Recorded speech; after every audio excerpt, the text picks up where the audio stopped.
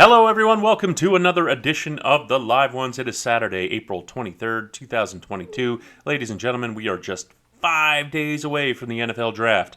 I'm going to be trying to put together a preview video highlighting some of the guys I like best to go to certain teams, the best players at each position, and so forth. Hope to have that out either later today or tomorrow, as was the case last year when I hosted the live Round 1 draft party that served as the impetus to start this whole place right here. We'll be hosting yet another live draft party Thursday night. Hope you all will be available to drop by.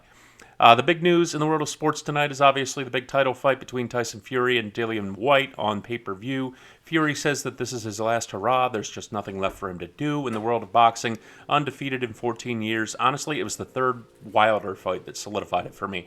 I didn't give him much of a chance with all the side projects he'd been taking on at the time and how unfocused he seemed to be. Wilder, of course, was coming out of that fight against Brazil where he literally knocked him out with one punch in the first round. But it's because Fury was taking it easy because he knew it was going to be easy. You knew in the third round that fight was over. Fury half-assed his way through it, and his half-assing was more than enough. This isn't challenging for him anymore. He's far and away the greatest heavyweight since the Klitschko's in their prime by a country mile. Obviously, everybody knows he beat Vladimir Klitschko to win the heavyweight title in the first place. I don't blame him. I know he's got an open invitation to go back to the WWE whenever he wants. God knows they need something to shake up that program. Round 1 of the NBA playoffs continues. The Hawks absolutely stunned the Heat last night with a fourth quarter comeback for the ages, really. The key moment, I would say, is right here. Watch it here. Jimmy Butler is driving for a long jumper that would probably seal it. He just bricks it when he was trying to get ahead of the shot clock.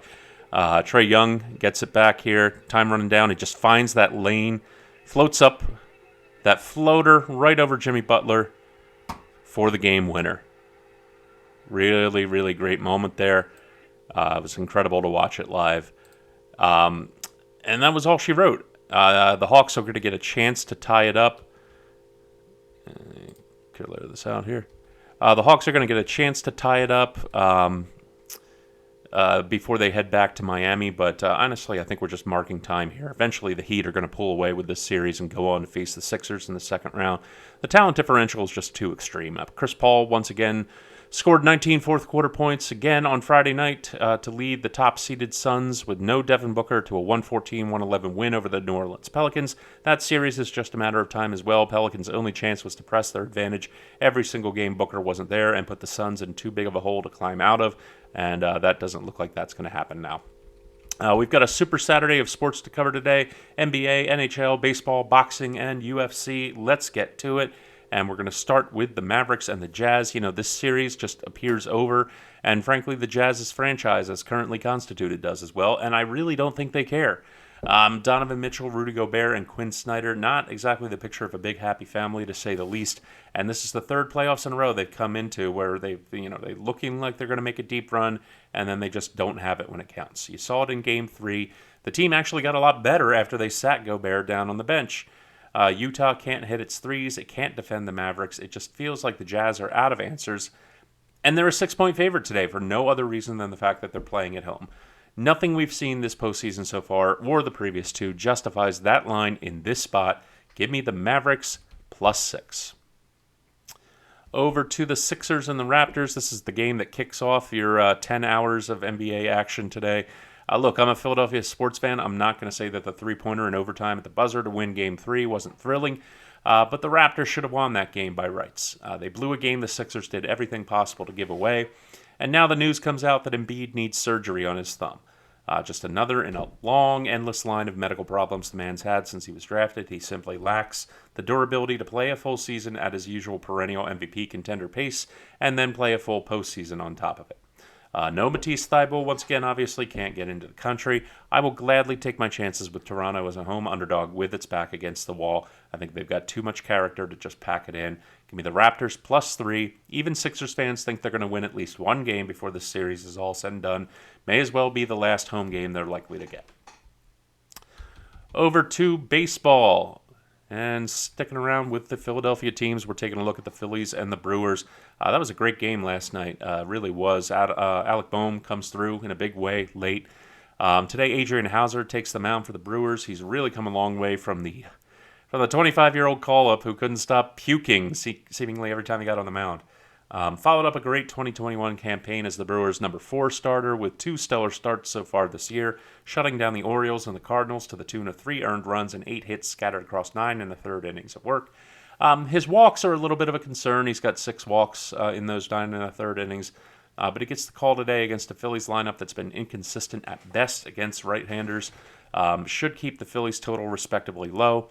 Zach Wheeler's on the mound today for the Phillies. He looked absolutely terrible against the Marlins in his first full outing since returning from whatever it was that he had going on coming into spring training that kept him sidelined. They said it was load management from last year. I kind of thought that's what the 6 months off in the lockout were supposed to accomplish, but whatever.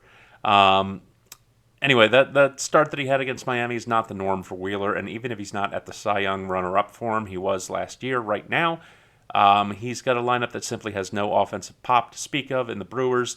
The Brewers are hitting .205 as a team, and they're 26th in the majors in terms of home runs. Rowdy Tellez, their first baseman pickup from the Blue Jays at the deadline last year, that's the only real actual threat on this team from the left side of the plate that might give Wheeler a hard time today. I think Wheeler has a get-right start this afternoon. Give me the under 8 runs in this game today. I think it's another game like we saw last night. Nice and low scoring until we get into the bullpens. Then someone gets just enough of a rally to take it.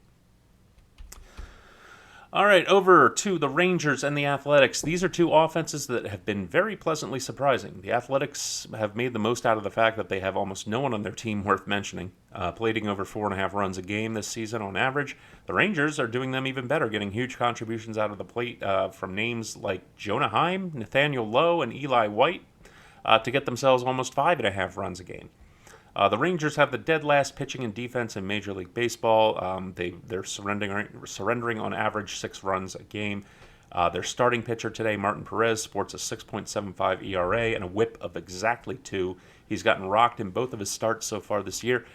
So why in the world is the total for this game only 7? Yeah, that's right. It opened up at 7.5, got bet down to 7.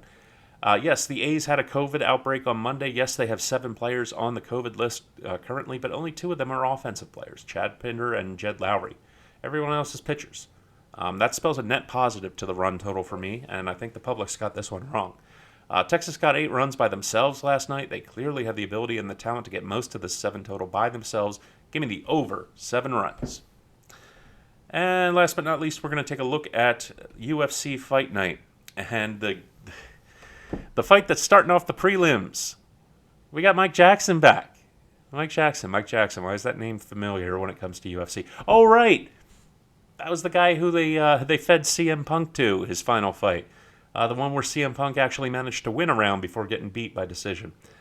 Jackson was the biggest joke that they could find as a consolation to Punk for drawing so many pay-per-view buys for his first fight. They wanted to gift him the worst possible fighter and tee him up for a fight he at least had a chance of winning. And I remember after that fight, Dana White said something to the effect of, look, I don't know what Mike Jackson did for a living before we gave him this shot, but he should go back to doing that. But I think they probably signed Mike Jackson to a three-fight deal like they do with most of the fighters that they bring up. But that fight with Punk was in 2018. It was over 4 years ago. It's taken that long for Jackson to get himself back in the octagon. I think, like I said, I think as a contractual obligation, they had to give him this third fight. They had to feed him to somebody. So naturally, he's got no chance whatsoever against Irish prospect Dean Barry. Barry's a minus 1,700 favorite. Barry's got a thin resume himself. Frankly, should have spent some time in other promotions building himself up.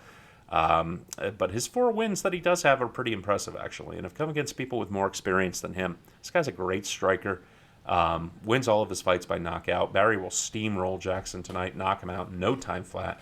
For a respectable and appropriate minus 150 chalk, I'm taking the Dean Barry by KO or TKO prop like I said, minus 150. That's perfectly good value. We're going to take that chalk, and we're going to go about our day. There is no value on the Fury-White fight tonight. Fury's too long odds on the straight up at minus 550. And the over-under for rounds is 8.5. Bettors are smashing the over. Fury doesn't typically finish his fights fast. Since he got up to title contention, he does give the fans their money's worth. And White has no problems letting fights go to decision, but I'm not touching it. Just no value anywhere. So that's it. The 5 plays on the board. That is it for me today. Everyone bet safe, stay safe. Follow us on Twitter at Live1Sports. Check us out on Roku and Fire TV at the Live Ones. Watch later today. I might get it out maybe tomorrow. My round 1 NFL draft preview. And have yourselves a great Saturday, and I will see you next time.